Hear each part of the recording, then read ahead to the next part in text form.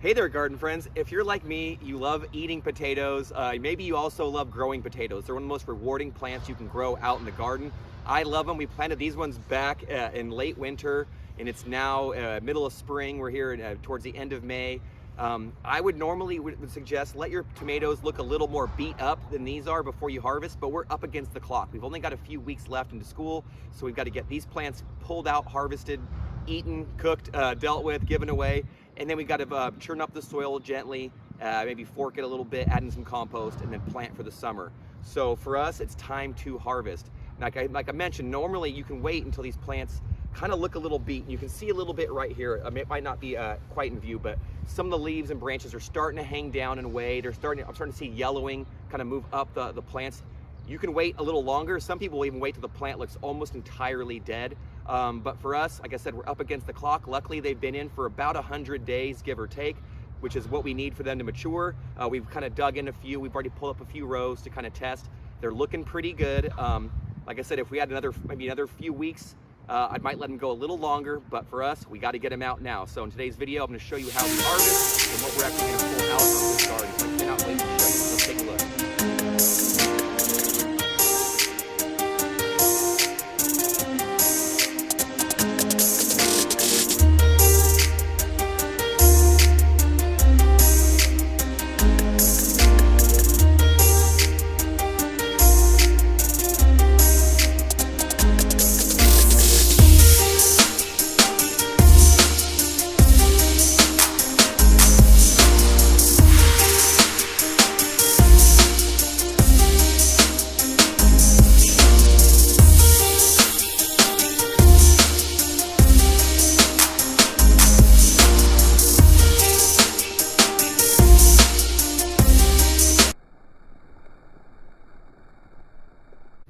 Boom, so there you go. So I got this row pretty much done, although here I just want to give you a close-up of what we're dealing with right here. Here's a good version of the plant. You can see I kind of basically loosened up the sides, pulled out the plants, shook off some of that soil, shook off the tubers here, these potatoes. And you can see right here how there's still a bunch of small ones on the way developing, but they never got a chance to fully, finish up. And that's why I mentioned earlier that if I had my way, I'd give it, another several weeks and let the plants fully mature, but we don't have that option or that luxury. So you can see what I'm talking about. You can see all these potatoes that we missed out on that are developing. Some we can still eat and enjoy, but just a bummer. So if we had more time, that is best. So be patient with your own potatoes. Don't be like me. Be patient. Although I would love to, like I said, I would love to wait if I could, but we are running out of school days. So what you'll see here too also is that there's plenty of potatoes all along the surface. I'll come pick these up, but there's probably just as many below the surface that just didn't make it up. As I pulled these plants out, I tried loosening the soil a little bit. Usually I'll cut back on watering leading up to harvest so it's not too heavy and wet and clingy with the soil. That way the dirt kind of falls away a little easier, but there's still plenty of tubers underneath the soil. So I'm gonna gently kind of get these pulled up and then dig through the soil gently to try to get as many of those that are hanging out, get them back into my container. Now you saw I used a shovel. Just make sure I always come way outside the plant. I've done it in the past where you cut a nice potato in half and you realize, oh man, I shoveled it. So either some people will take their time delicately moving around the soil from the top. That's fine. Depends how much effort you want to put in, how much time you have, but just loosen that soil around the sides of the row here for us is enough, and then just pulling them out. And like I said, and then we'll just dig through it a little bit to get out the remainders, but really easy. Potatoes are where it's at. I got a lot more harvesting to do. This is one row. I think I've got like another dozen rows to go. So let's take a look. I'll show you at the end how much we've harvested from the garden. So take a look. And just like that, our potato harvest for this year has come to an end. This is what about 120 potatoes grow into. So we grew about 120 potato plants here at the school garden, give or take a few, could be a little less actually, somewhere between 115, 120. Different varieties, as you can see, all organically cultivated. I'm feeling pretty good. This is more than even last year's harvest. We've got, like I said, a couple different varieties here. These cool long fingerling style, these Algerian ones, I think. The red skin, the purple ones, and we got these little white ones here that are looking pretty good. Not bad, actually. Honestly, as I mentioned in the beginning of the video, we probably would have been seeing an even greater harvest if we had a few more weeks to let these potatoes plants finish up a little bit longer and mature a little bit.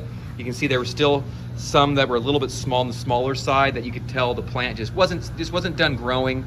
So honestly, if we had more time, and I would say let them go a little longer in your own gardens. Definitely let them finish up.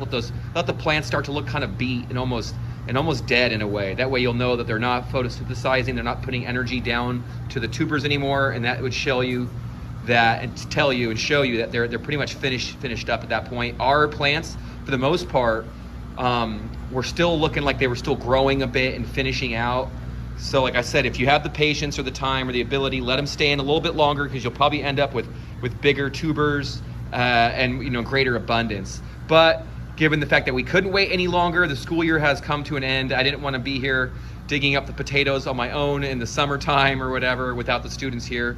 So for us, it was time to go. Plus, I want to get those beds recultivated, compost added, and some new seedlings added for the summer in those rows. So we've definitely got to get back to work in the garden. But for us, I'd say not a bad harvest. I cannot wait to share these with our students. So our students will get first dibs on these to take home to them to feed their families. I'm sure some staff members will want to get their hands on it. Of course, our culinary department is going to have a lot to say about that, because the chef already has plans to cook up some of these taters and these spuds to feed our students here in the last few weeks in school for some of these special events that we have going on. So it was a good harvest. I'm really pleased. I'm happy with what we had. I wish we still would have had a few more weeks, but our winter this year kind of lingered on a little bit, and we had some frost damage on some of these that started.